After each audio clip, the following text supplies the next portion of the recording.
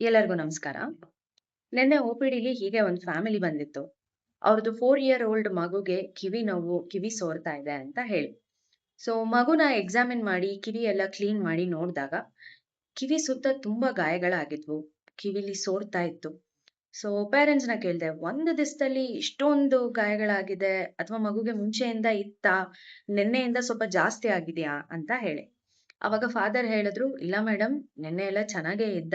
Night ಇದ್ದಕ್ಕಿದ್ದಂಗೆ ತುಂಬಾ ಕಿವಿ ನೋವು ಅಂತ ಅಳಕ್ ಸ್ಟಾರ್ಟ್ ಮಾಡಿದ್ದಕ್ಕೆ, ಅಷ್ಟೊತ್ ರಾತ್ರಿಲಿ ಡಾಕ್ಟರ್ ಹತ್ರ ಇನ್ನೇನ್ ಕರ್ಕೊಂಡ್ ಹೋಗೋದು ಅಂದ್ಬಿಟ್ಟು ಮನೆ ಹತ್ರ ಇರೋ ಮೆಡಿಕಲ್ ಸ್ಟೋರ್ಸ್ ಇಂದ ಡ್ರಾಪ್ಸ್ ತಂದು ಕಿವಿಗ್ ಹಾಕಿದ್ವಿ" ಅಂತ ಹೇಳಿದ್ರು. ಬೆಳಗ್ಗೆ ಎದ್ದೇಳೋ ಅಷ್ಟ್ರಲ್ಲಿ ಈ ತರ ಗಾಯಗಳಾಗಿತ್ತು. ಅದಕ್ಕೆ ಕರ್ಕೊಂಡ್ ಬಂದಿದೀವಿ ಅಂತ ಅಂದ್ರು. ಏನಾಗಿದೆ ಈ ಮಗುಗೆ ಅಂದ್ರೆ, ಪೇರೆಂಟ್ಸು ಕಿವಿ ನೋವು ಅನ್ನೋ ಕಾರಣಕ್ಕೆ ಹಾಕಿರೋ ಡ್ರಾಪ್ಸ್ ಅಲ್ಲಿ ಇರೋ ಮೆಡಿಸಿನ್ಸ್‌ಗೆ ಮಗುಗೆ ರಿಯಾಕ್ಷನ್ ಆಗಿದೆ. ಈಗಾಗ್ಲೇ ನಾನು ಸಾಕಷ್ಟ್ ಸಲ ಹೇಳಿದ್ದೇನೆ. ದಯವಿಟ್ಟು ಮೆಡಿಕಲ್ ಸ್ಟೋರ್ಸ್‌ಗೆ ಹೋಗಿ ನಿಮಗ್ ನೀವೇ ಮೆಡಿಸಿನ್ಸ್‌ನ ಪರ್ಚೇಸ್ ಮಾಡ್ಬೇಡಿ ಅಂತ. ಸೊ ಈ ತರ ರಿಯಾಕ್ಷನ್ಸ್‌ಗಳಾಗೋ ಚಾನ್ಸಸ್ ಇರುತ್ತೆ.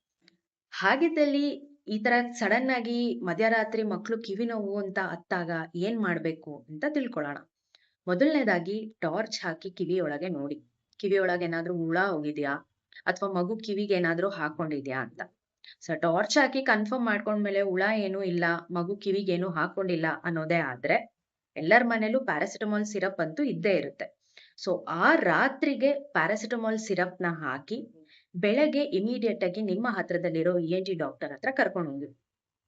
ಅದನ್ನ ಬಿಟ್ಟು ನಿಮಗ್ ನೀವೇ ಮೆಡಿಕಲ್ ಸ್ಟೋರ್ಸ್ ಇಂದ ಮೆಡಿಸಿನ್ಸ್‌ನ ತಗೊಂಡ್ಬಂದು, ನಿಮ್ಮ ಮಕ್ಳ ಮೇಲೆ ನೀವೇ ಎಕ್ಸ್‌ಪೆರಿಮೆಂಟ್ ಮಾಡ್ಲಿಕ್ಕೆ ಹೋಗ್ಬೇಡಿ. ಧನ್ಯವಾದಗಳು.